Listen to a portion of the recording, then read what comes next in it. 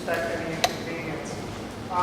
Tonight we have Councilman Mitch O'Farrell with us, and appreciate his taking the time to talk to the council and stakeholders and take some questions. We want to make the most of that. So after we're going to go ahead to skip some items and then come back to them and take things out of order. So I'd like to, the only other thing I would like to say is that I did want to stress that we have the holiday party coming up. Though that's December, that's closer than it seems. So I'm encouraging everyone, stakeholders and board members, we need to get ahead of that as best we can. So we need to start early. So I'm going to go to actually let's do roll call first, Gerard. So that's item 2. Yeah. Homer, Richard, Christina, Paul, Aaron, Don, John, Gerard, Bill, Gasser, Jose, Gerard, Luke, Bill, Forma 13, Mr. Chairman. Is there anyone who was not mentioned who did not have his name or her info? Like Efrain is going to be a little late. Alex? So that's 14. Okay, Forma 14. Efrain is going to be a little late. I'm sorry? Okay, all right, thank you for letting me know. So we're going to skip ahead to 5, which is presentation introduction from Courtney Gerard Tusunian. How much time do we need? Let's give you, can you do 3 minutes? Okay.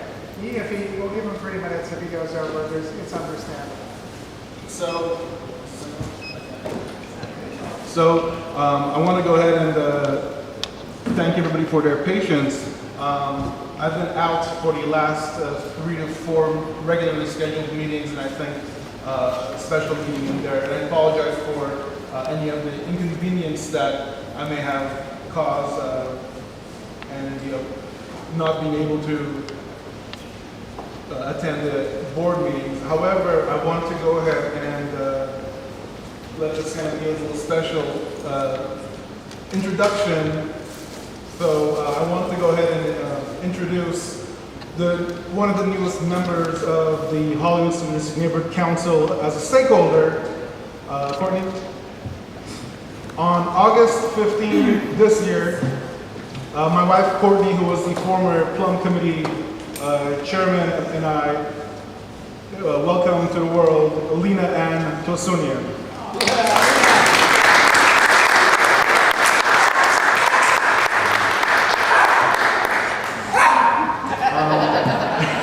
Somebody's excited about it. So I just wanted to go ahead and introduce Lena to all the board members Okay. and to all the stakeholders in present. I want to congratulate mother and father and baby, and thank you for presenting. We have a special presentation from Councilmember Mitch O'Farrell that I think would you like a microphone? Yeah, I'll just come up here. Okay. Yeah, you probably should join us. Squeeze in this way. You probably should join us. So I'm here to say that happiness is a new baby. Thank you. Happiness is a new baby. So it's just a pleasure to be here with my friends, Courtney and Gerard, with their beautiful new baby. And so I'm going to put this microphone down. And I'll just project. You all can hear me just fine if I talk like this, right? Yeah. And so, to acknowledge this little miracle that we call Lena Ann Tusunian, born on Saturday, August 15th, she must be a real Leo, right? A Leo. Leo the lion. She's a lioness. She will roar, just like her mom and dad. At 6:16 p.m., weighing in at 8 pounds, 0.2 ounces, and measuring 19.5 inches. On behalf of everyone here in the 13th District of the City of Los Angeles, we would like to congratulate Courtney Gerard Tusunian on the birth of beautiful Lena Ann. Wishing you and your bundle of joy all the best in the years ahead. You're a blessing to us, and all are truly angels in the City of Angels. Congratulations.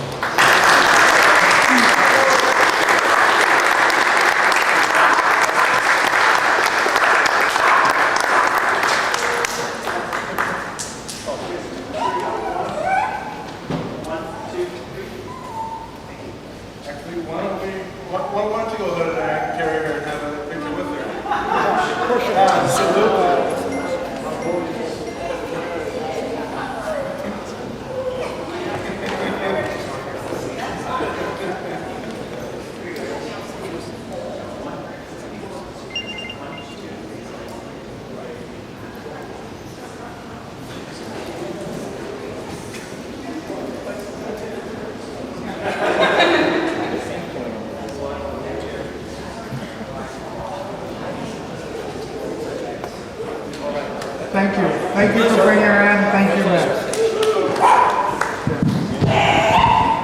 So on that note, I actually want to have a little surprise for the board members, as I will go ahead and grab it. Unfortunately, I don't have one available for everybody present, as I did not know who will be here, but I do have something for the board members to share with. We hope it's alcohol. It is not alcohol. Very disappointing.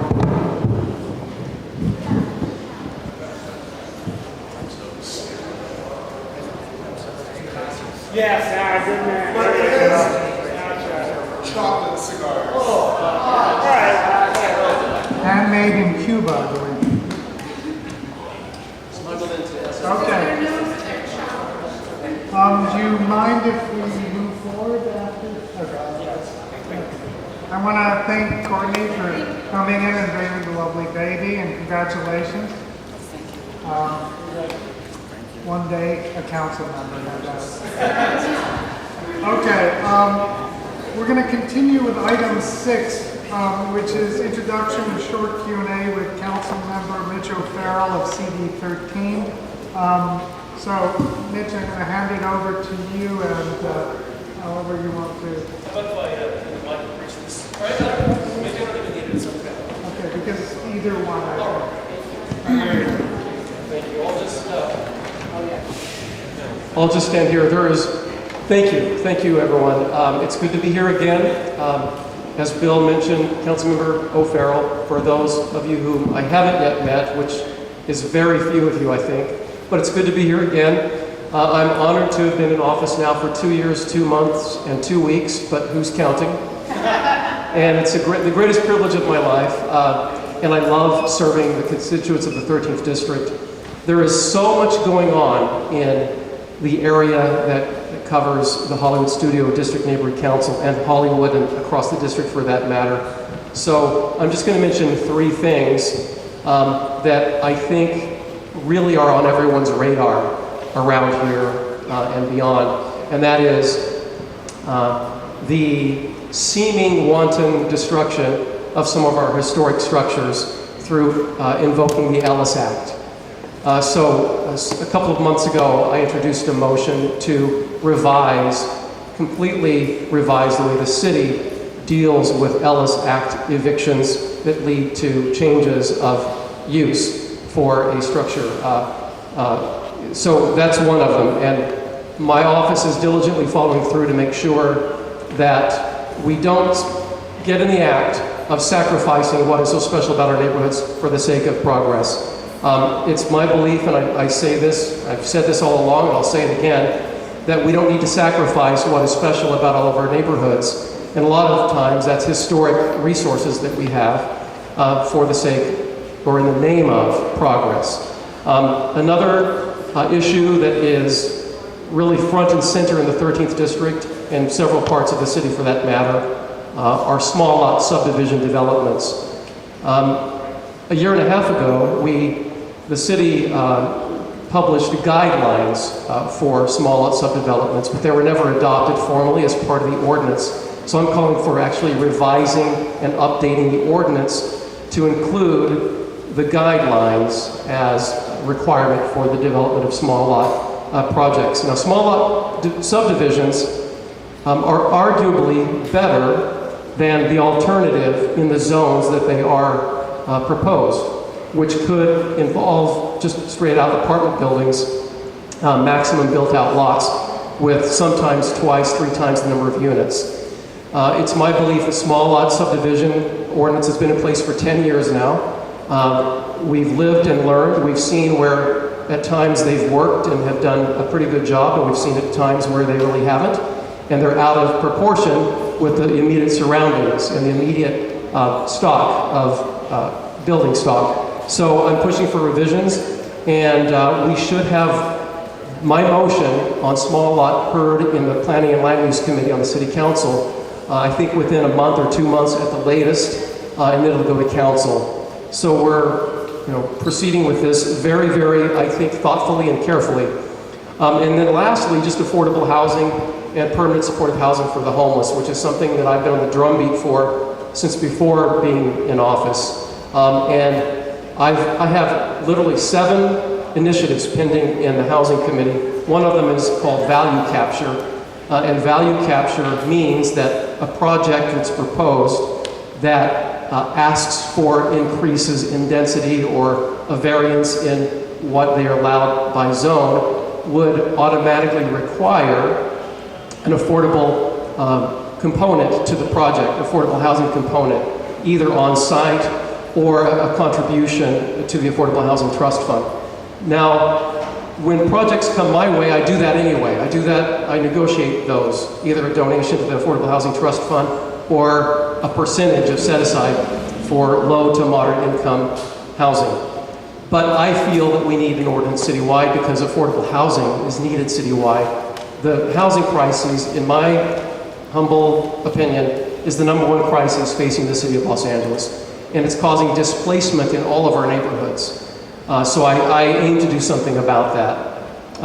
And gosh, again, we have so many things that we can talk about. I know that Dan or Aram will often give updates on all that we have going on. We have several signalized crosswalks coming, including right here at St. Andrews and Hollywood Boulevard. It's about time that we do that. We have several. Luke, you're shaking your head, but I think a lot of people actually want a safer crossing on Hollywood Boulevard. I think if they're activated by a push button where cars have to stop because there's a red light and a pedestrian can cross safely, then I think it's a good thing. Also, we're moving forward. I've identified significant funding to build out the streetscape that some of you worked on with me 4 or 5 years ago now when we did the streetscape master plan. Luke, you worked with that. And so by 2017, we should see construction start for improving the street sidewalks, bump outs, safer crossings all through this area. So those are some of the things that are coming, and there's a lot more. But I just wanted to give a quick, brief overview, and I can certainly answer a few questions, time permitted. Okay, what I'd like to do, if possible, is take 3 questions from the board and 3 from the audience, the stakeholders, and do that effectively. So, first with the board, who has a question or a query? Luke? No. Jose? Yeah. First, I would like to thank you for coming to our neighborhood council. I have 4 items that I would like you to take action. We are not your enemy. We want to work with you. First one is the marijuana expenditure that we have in Barstow and Western needs to get out. He's a criminal. That guy is a criminal. We have the record, and we need to him out.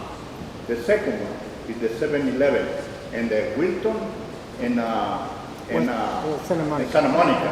The community already here, we bought that we don't want it. The third one is the high fence district. We need to pass the motion in the city council. You didn't do anything. You should stay there, and we want it. No, me, the community. And the fourth is how can the city is charging for using a piece of the park in Echo Park, the recreation center is close to the freeway. They charge 140. I think one of the deputies know how much they charge to those people, old people, to celebrate a birthday right there. I don't think that's a good thing. And the other one is, it's a lot of you focus in homeless, and I think it's very nice. But you forgot the other people, the hardworking people that we live in here, that we sacrifice to buy a property, or they rent them. 90% of the people who live in Hollywood, they rent it, and they pay a little bit, not too much rent. Then when the new developers coming in, they put it down and build, condominiums or apartments. They cost triple. So we need to stop those things, and that's what our community wants. If you can help us, you need to take action on those things. Okay, so thank you, Jose. Thank you. And you mentioned 5 things, I think. So the last thing you mentioned, I just talked about, and that is affordable housing policy for the city for low and moderate income. It's the #1 crisis. I challenge anyone to claim that any of my colleagues have worked harder on this issue than me. I'll just put it out there. I have 7 initiatives pending in housing.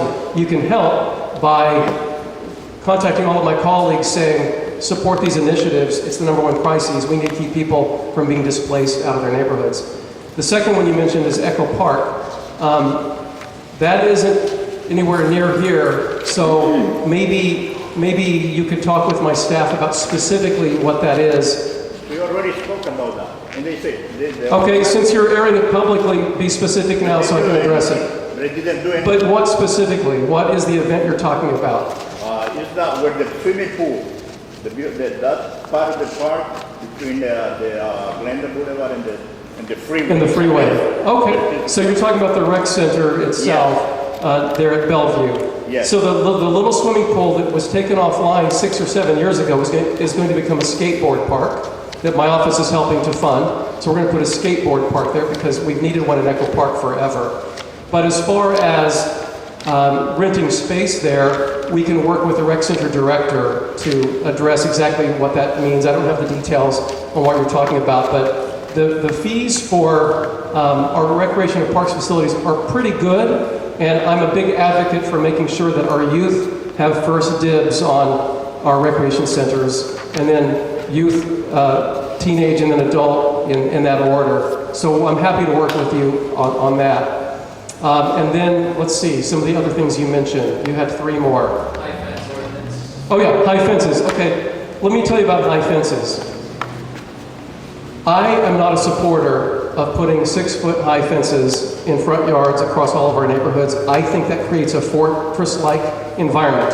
I know a lot of people disagree with me about that, but what I am a supporter of is making sure that streets are more well-lit.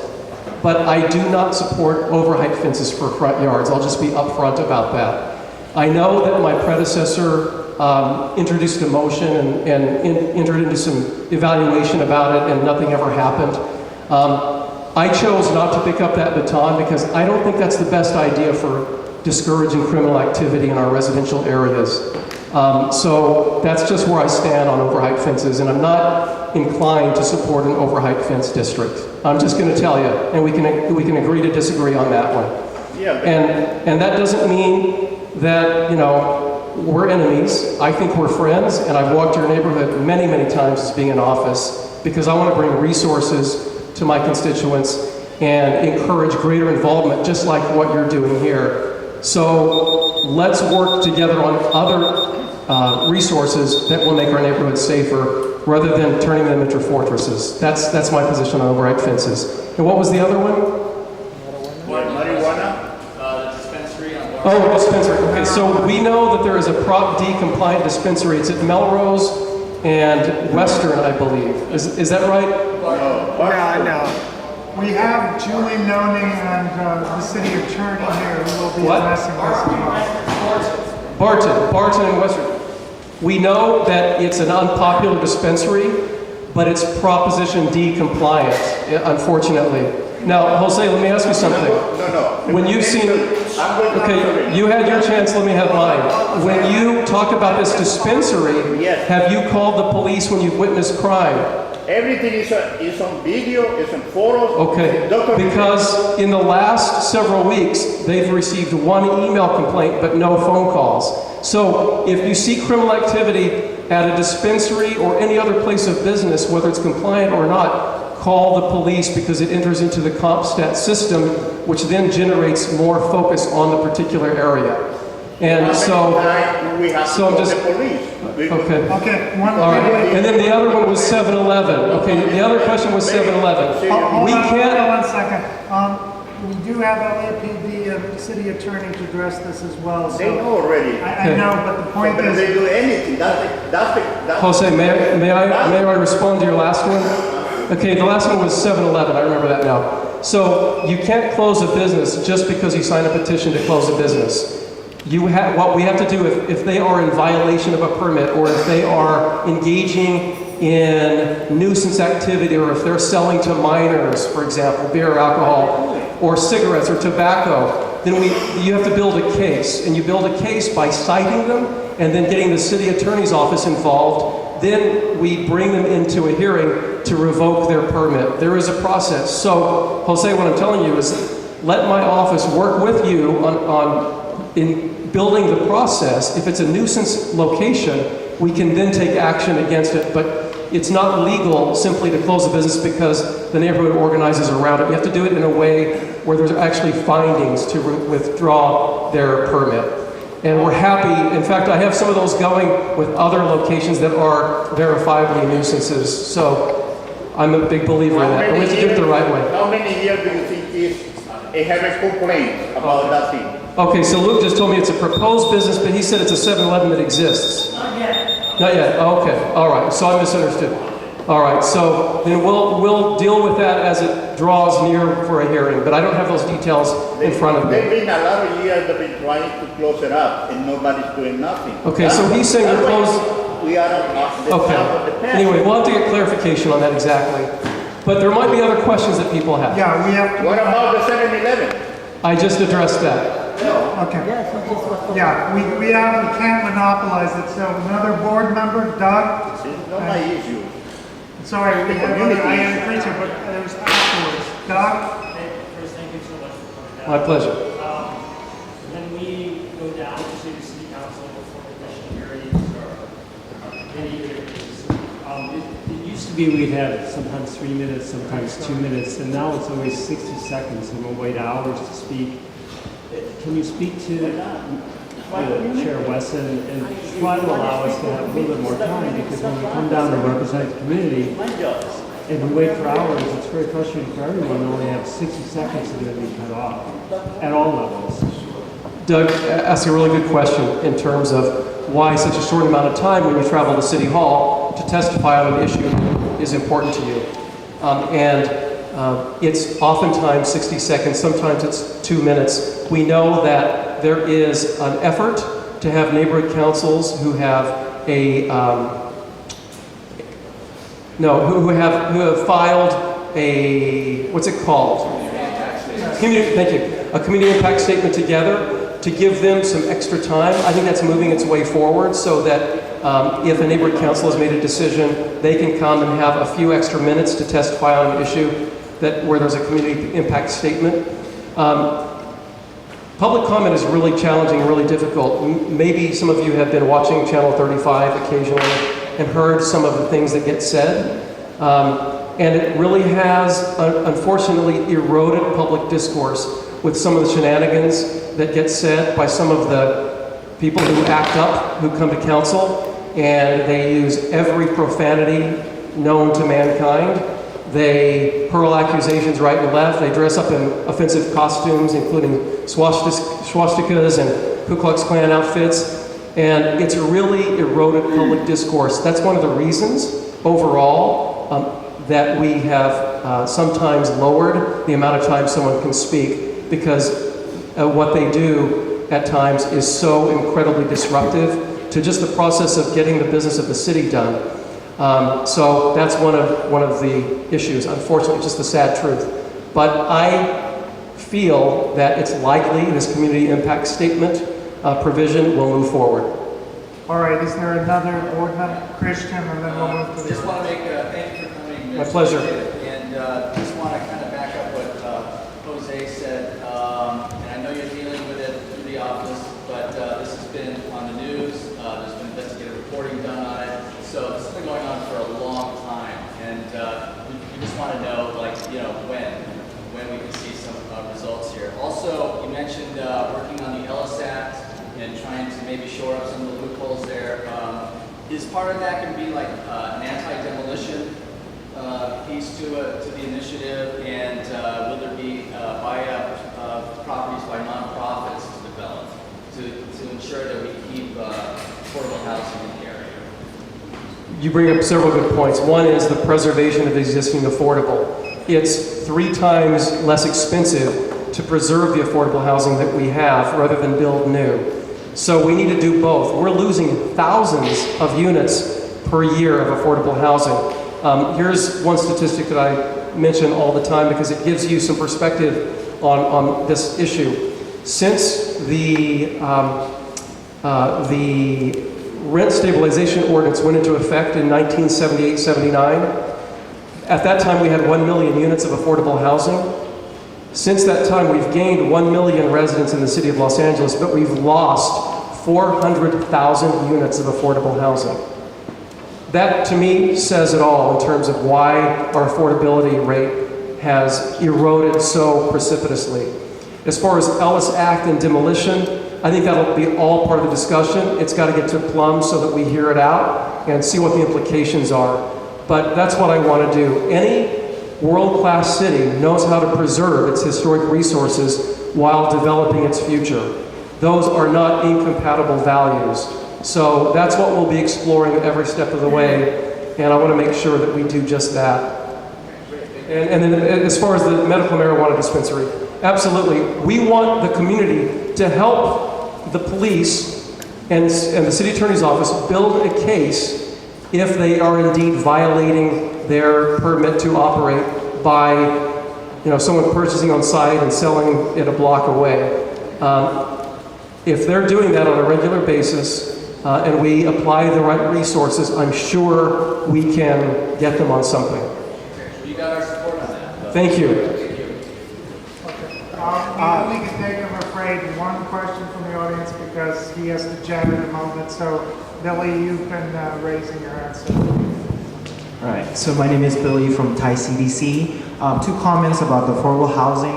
I want you to advocate for closing the loophole in terms of the Affordable Housing Trust Fund, where a developer can just pay on certain fees, because what happened is it will take the affordable housing unit away from your district. And then whatever happened in the past, what we've seen is you just stated we lost, So I want to be you become a champion for that. Second thing is the parks. In the SNAP in this area, the SNAP have provision for parks, funding for the new developer. You mentioned there's a lot of developers coming, so advocate for that park. First park, what happened to the funding, we don't know, and our community need parks for the stabilizing the families and the neighborhood in this area. We don't want our parks to be invested with gangs or illicit activities, but we want our families to grow and then to have roots in this neighborhood. So please be champion for that. Thank you, Billy. I agree with everything you just said. I am a champion for parks. I chair the Arts Parks Committee on the City Council. I'm a huge proponent of the Hollywood Central Park, which would go right over the 101 freeway, practically next to where we're, a couple blocks up. That would add 44 acres of active, mostly active, but also passive recreation. I'm a huge fan of pocket parks, but we've got to get development off the ground as well. Everything that gets proposed in Hollywood has a lawsuit attached to it, which just stops development and stops the development of parks. That's just the truth. Now, I take those issues very seriously, which is why I am a stickler for following the letter of every ordinance in terms of zone variances, etc. But a lot of mistruths get out there in the media in terms of seismic safety, etc., etc. There are real issues, there's no doubt about it, but so much of what you hear is really trumped up fiction based on personal agendas. So I'm a big believer in development that is in keeping with what the community will accept, if not embrace, while preserving what we have historically in Hollywood, a balance in other words. So again, I agree with everything you just said, Billy, and we've got to make sure Hollywood remains not just remains the place where we want to be and do business, but we enhance it and increase the quality of life for everyone who lives here, and not displace them because of lack of affordable housing. So we've got to do it all, and that pretty much outlines my whole philosophy, a balanced approach to all of these things. So thank you. All right, I know you have to run. I want to thank you for coming. I want to thank you for taking the questions. And I think somebody will be staying around for Yes, my pleasure. Thank you, Bill. Thank you all for serving on the Neighborhood Council. It's a volunteer activity. I know you all catch grief for volunteering for altruistic reasons, but I personally thank all of you for serving on this board.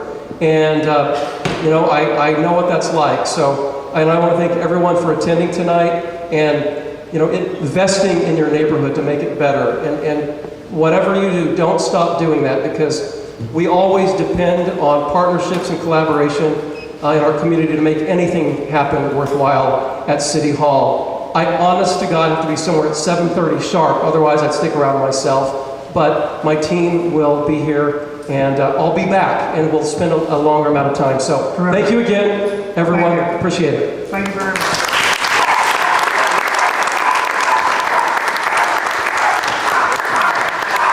Dog is a big fan.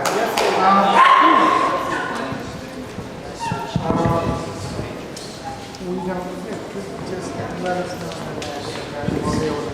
Okay, so we're going to move on to item 3. Well, actually, we're going to skip item 3 and go right to item 4, public comment on non-agenda items. We're going to do 2 minutes per comment. We're going to start with city and government entities. Are there any city or government entities from the state or the county? Well, we do have you listed as LAPD. So moving on from A to, we're going to skip CD 13 and go to C, LAPD, which is Officer Julie Noni. And we're also going to bring up the city attorney. Good evening, everybody. Can everyone hear me? Yeah.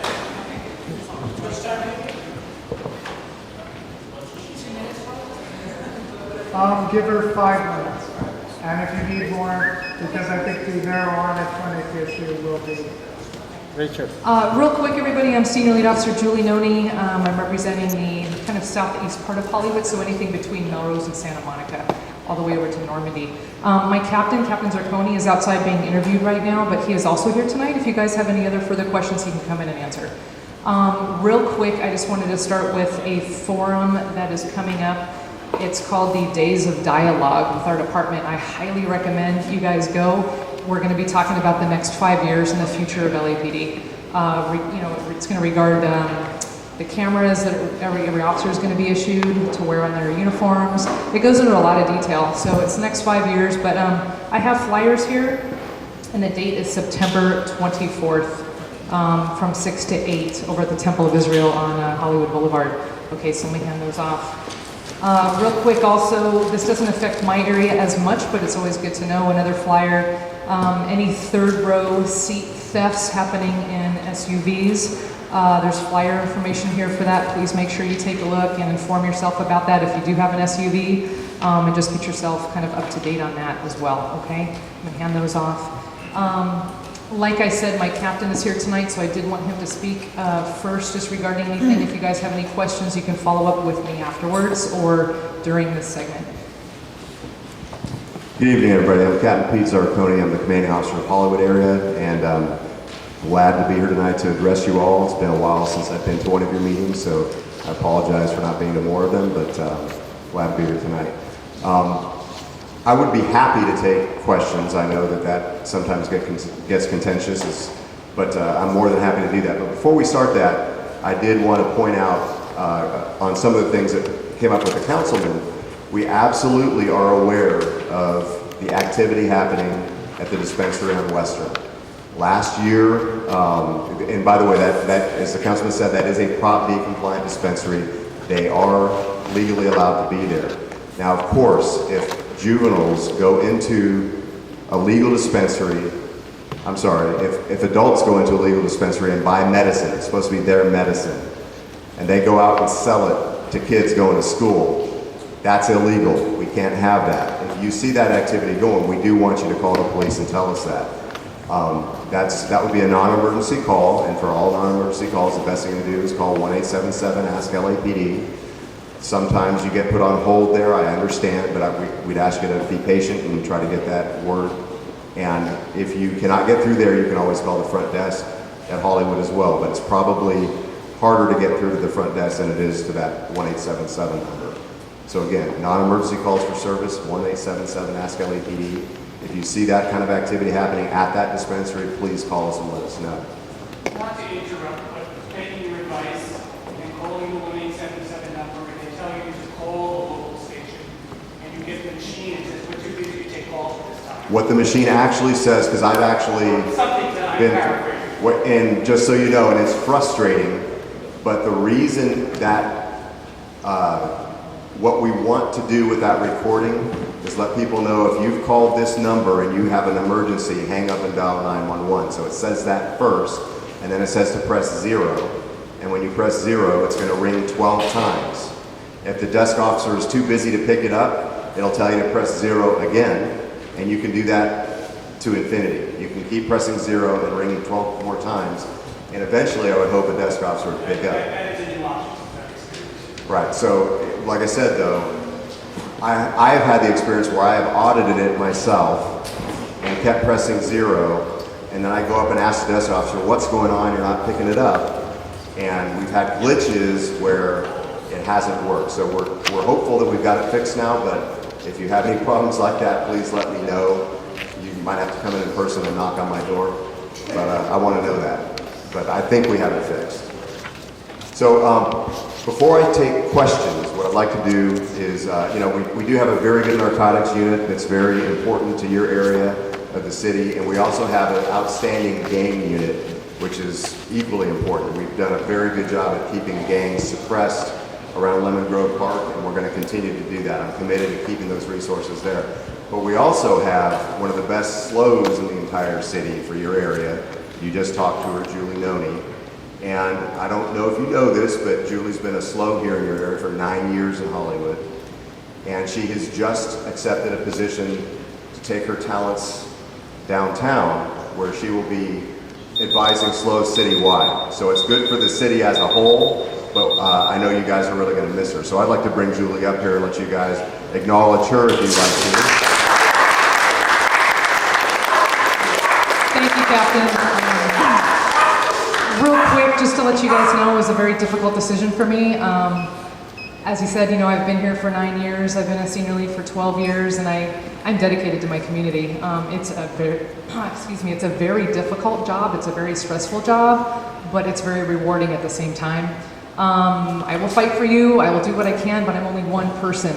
So I know, I'm accessible. I have my phone, my email, but it's a lot of work, and I'm going to have the opportunity to do this citywide, and possibly still stay in the bureau, so I will still be connected to you guys.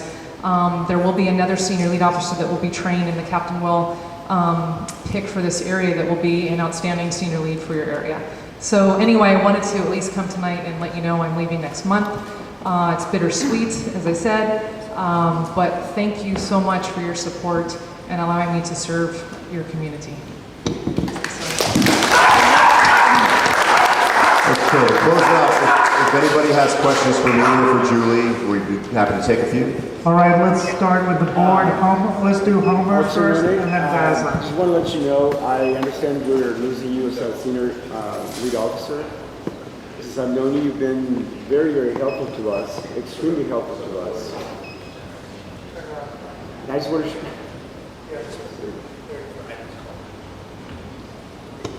There we go. My appreciation is mainly personal, and I know that probably a lot of people don't know you as well as I do, but you've been very steady, very humble, and very, very gracious in everything you've done for us. You've never failed to return my emails or my phone calls, and I know that people may have different opinions, but for me, you've done a great job, and I appreciate you, and I hope, Captain Scone, you send us somebody at least half as good as her, because it's not gonna... We're going to miss her a lot. Okay, Dazzler? Okay,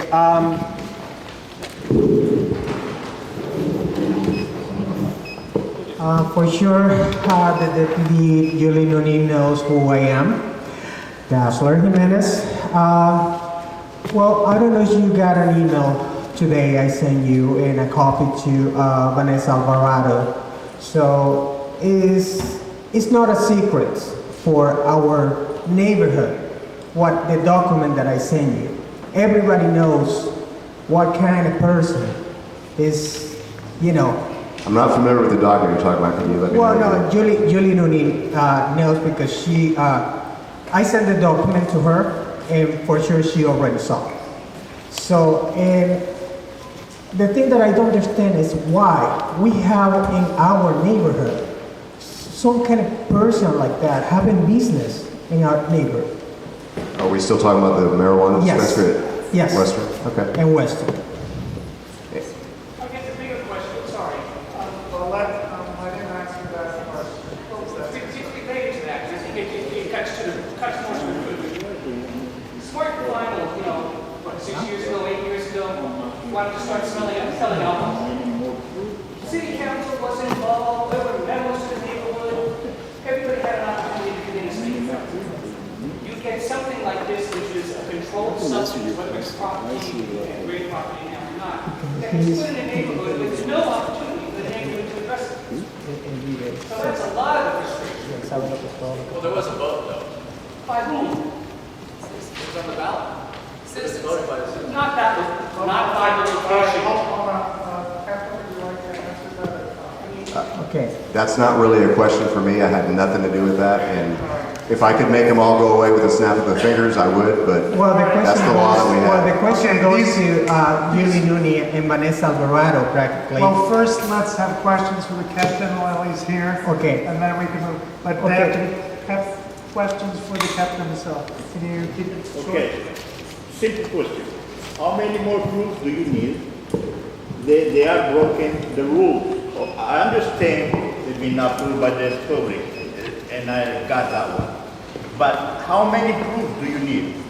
How much time do you need to close the place? 6 or months. move it out? Because they've been selling to the the marijuana to old people, and the old people, they sell it to the young one, right there in the food.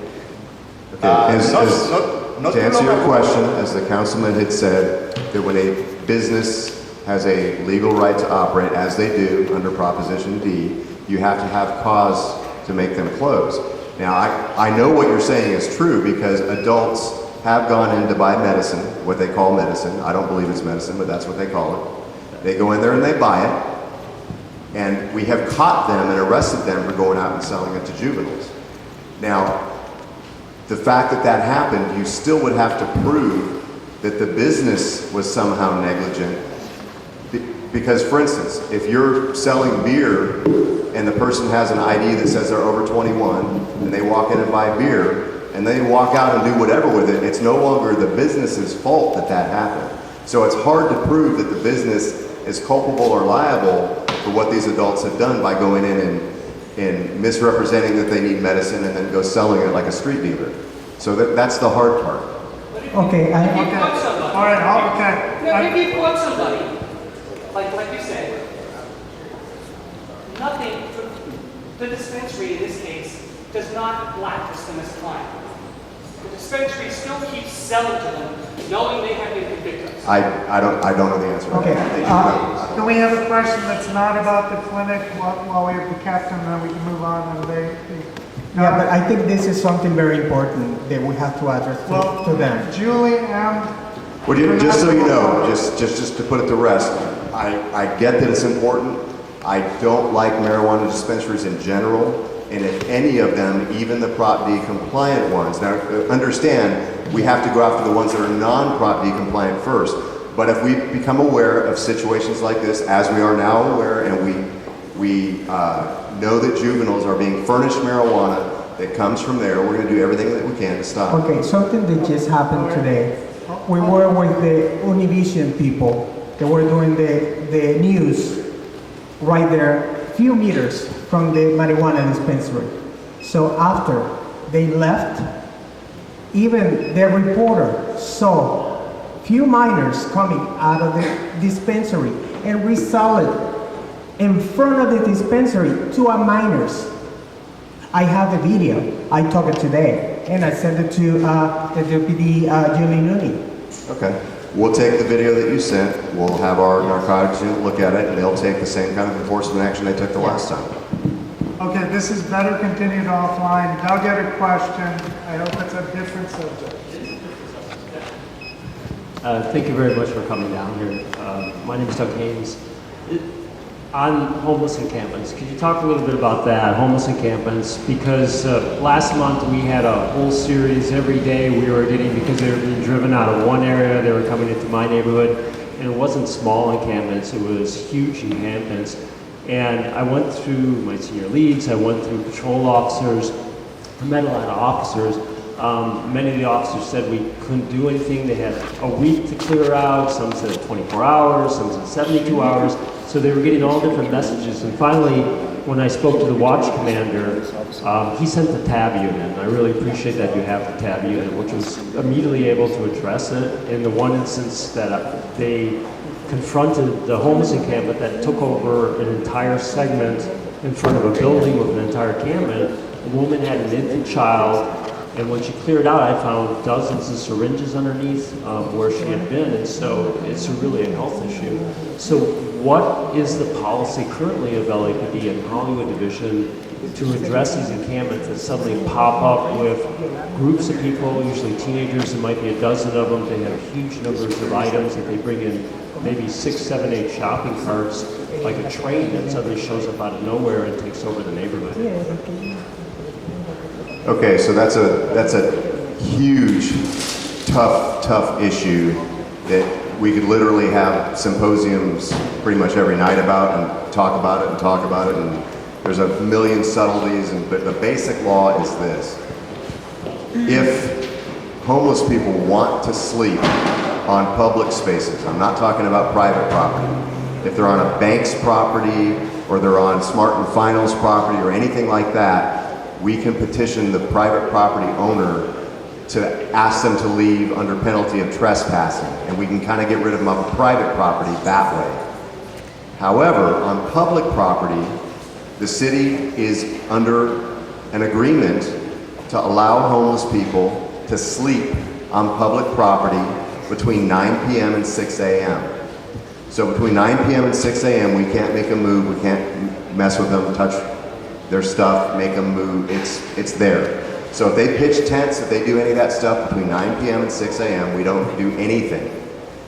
Now at 6 a.m., if they're still there, sleeping, we can ask them to not sleep anymore, advise them that they'll be in violation of blocking the sidewalk if their tent is blocking anything. And that's pretty much it. They're not allowed to camp in a driveway. They can't block access to anything. But pretty much because of the amount of homeless people, the city entered into that agreement, and we have homeless people out there sleeping. It is not illegal in and of itself to be homeless and to sleep in public spaces. Now, there is a plethora of other issues like you mentioned where you have furniture. If they build the Taj Mahal of homeless houses with couches and tarps and all that other stuff, they're not allowed to do that. They can't take over an entire sidewalk and build all this stuff. So theoretically, if that's going on, not theoretically, in practice, we go and advise them they've got to take that down. If there is just all this stuff and it looks like trash or garbage, we can ask for that stuff to be cleaned up by sanitation. But if it looks like it belongs to a homeless person, we are obligated to tag it and warn them that it's going to be taken in 72 hours, 3 days, 72 hours is the amount of time. So it's quite lengthy. The problem is after the 72 hours, if we had a whole fleet of sanitation trucks that would come and actually get it after 72 hours, it might work, but that's not reality right now. So it's a very tough problem. It's hard to make the homeless encampments go away. We're doing a number of other things. For instance, if they're on Caltrans property, you've all seen the proliferation of homeless encampments along the freeway. If they're on Caltrans property, they're technically trespassing on state of California property. Caltrans does make them move, but like everybody else, they're short resources. We're very vocal about trying to get Caltrans into Hollywood to help us with our encampments, but they've got the entire state to deal with. So we're doing our best. It's a very tough problem. What we really need to focus on is not the state of being of homeless, but the criminal behavior that happens. So we do have our share of homeless people that are robbing people, breaking into cars and so forth, and we're focusing our resources on interdicting and stopping that. Okay, we have to move on, but one more question from the audience quickly. Is there someone else who has a question for the captain? Nobody? Okay, the woman right there. Would you like a microphone? No. Okay.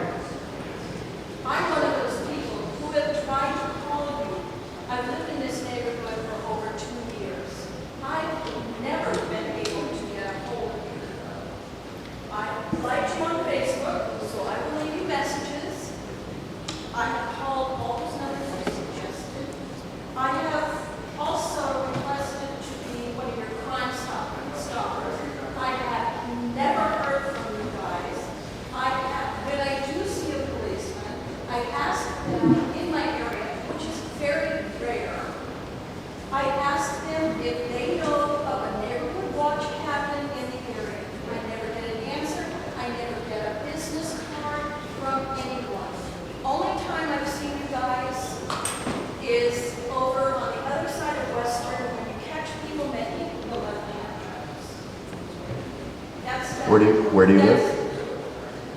I live near the dispensary. In addition to that homeless problem, how can I see them during the day when you guys can't? Well, There's a guy homeless on people, the freeway. just to be clear what I said, we can't make the homeless people go away during the day. We can only prevent them from sleeping on the sidewalk. If they are stretched across the sidewalk and sleeping, that does happen during the hours when they're not supposed to do that. So if somebody complains about it and we see it, we'll ask them to get up and move along, but they're gonna do what they do. I mean, it's kind of, where are they gonna go? So I understand they're there and it's unsightly and people don't like it, but you've got to pick your battles and what you can do. And I could literally have officers do nothing but go shake homeless people and ask them to get up. But there's other things that we have to do too. All right, I think we're gonna have to wrap this up. Bill, real quick, I just wanted to know, were you at the fire station meeting when we had the big symposium at the fire station? Okay, I'm probably mistaken you. I thought I had met you and gave you my card, but I'm a senior lead officer for the area between Santa Monica and Melrose. So I would be your main contact, and so I don't know what number you're calling, but that's what we're here for. So you can contact me instead of getting different officers all the time. So I would be your main contact, and I'm going to give you my card tonight. Okay. Okay, I want to thank the captain for coming out.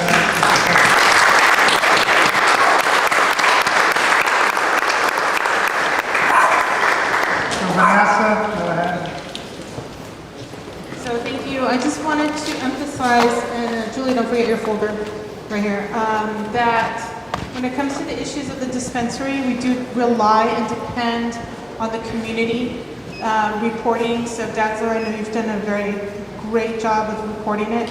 And I understand, that during the summer, it must have been quiet due probably to the fact that school was not in session. And I actually anticipated at the beginning of September that we would start hearing a lot more complaints. I did contact the sergeant for the narcotics unit. I asked him to be put on alert for any upcoming complaints.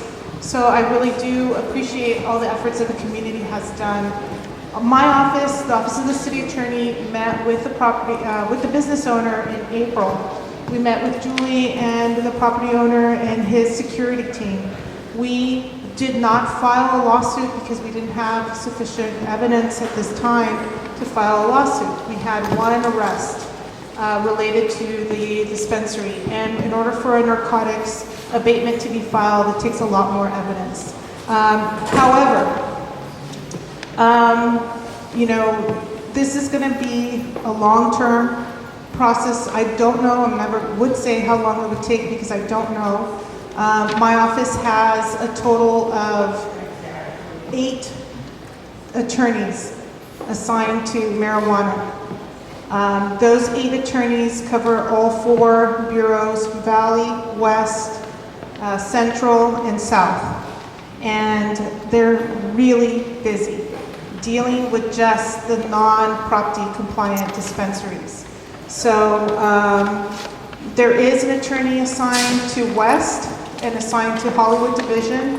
His name is John Prosser. I believe he may have been out here before. If not, I'd be happy to ask him to come to your next meeting as well. Okay? I have a question.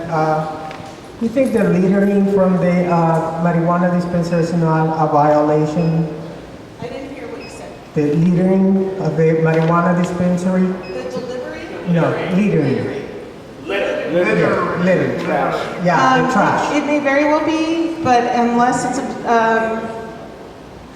I can't use a statement about littering to support a narcotics abatement filing. Okay. It has to be, a filing for a civil nuisance filing would not be based on littering. Yes, sir. What's the regulatory body that oversees dispensaries? In Los Angeles would be Prop D. Okay. That's the It's not a regulatory Prop D, I mean, here's the big okay. if they are medical, why are they That, I don't have an answer for that, because that's not, I don't believe that's how it was.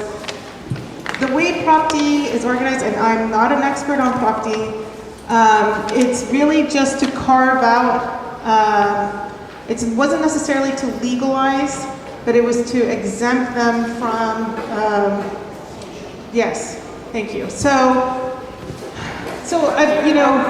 I don't have an answer to your question as to why it's not treated like a pharmacy. But how then, who am I supposed to contact to get legislation done? Who's accountable? Who's the agency? Well, you know what, actually, it's a good thing that Gilbert's here. Because Gilbert just showed me his own efforts from his organization, and you should talk to him about what Vanessa, we're going to have to sort of, because we have a lot to cover, this can be taken offline, and we already have things to For do. the whole neighbors, they have been collecting this. Look, I don't blame you, and I understand. 3 days. Frankly, for me, it's very important for you to document that you have litter as a complaint.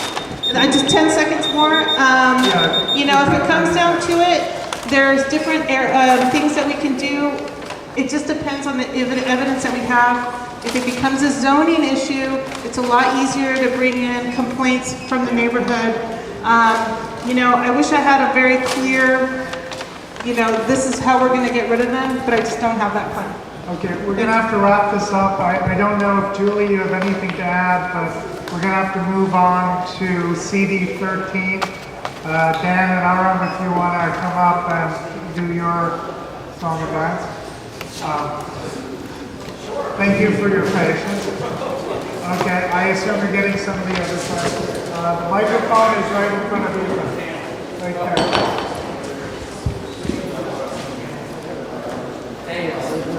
Thank you. So there were a couple things we wanted to mention, and the council member mentioned one of them.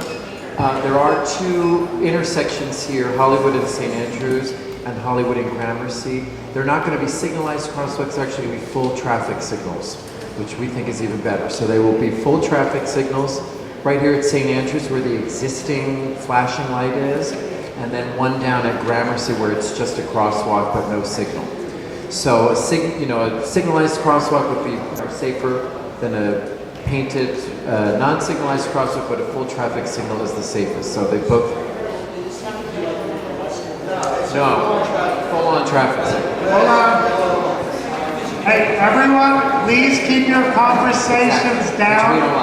Let them talk. Thank you. Doug had a good question. Doug's question was, is it going to be like the one on Western at, I think, at Carlton or Harold Way? No, it will be a full actual traffic signal with red, yellow, and green and all that. Another thing that I wanted to mention is that we recently extended the operating hours for the Hollywood pool at the Hollywood Rec Center. I don't know if anybody's had a chance to go since it's been unbelievably hot. But it was open in early August, and it was originally supposed to close on Labor Day. Hold on 1 second. Gilbert, can you guys take this conversation outside? Because we're kind of here. Thank you. Go ahead. No problem, thank you. It was originally going to close on Labor Day, but we identified funding along with Rec and Parks to keep it open on weekends till the end of October. So hopefully, it's beautiful. If you haven't gotten a chance, I think it's $3.50 if you're an adult. It has a brand new water slide. I mean, the whole thing is brand new. It's really, really amazing. It'll be open on Saturdays and Sundays from 1 to 5.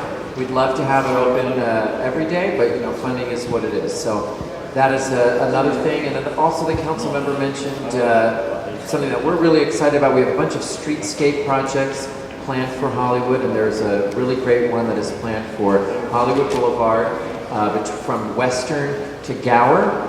And he mentioned some of the things that will be going in. There's a lot of great features like bump outs for the sidewalks and street trees, and hopefully some more decorative features like benches and things like that too. I think it's similar. The question was, is it the old CRA project? And I wasn't around at that time, but I think it's modeled after the one that Mitch originally worked on. Yeah, right. And we identified $850,000 in funding for that to close the gap, because I think it's a couple $1 million, something like that. Do you have anything else, or you want to take questions? I think I might have talked about this before, but in the same area, currently our office is helping us, or community stakeholders, to get the Hollywood and Western BID up and running, which is Business Improvement District. If you know the area, you know there's one in Hollywood that ends at the freeway. There's the East Hollywood bid that is along Vermont and Hollywood all the way to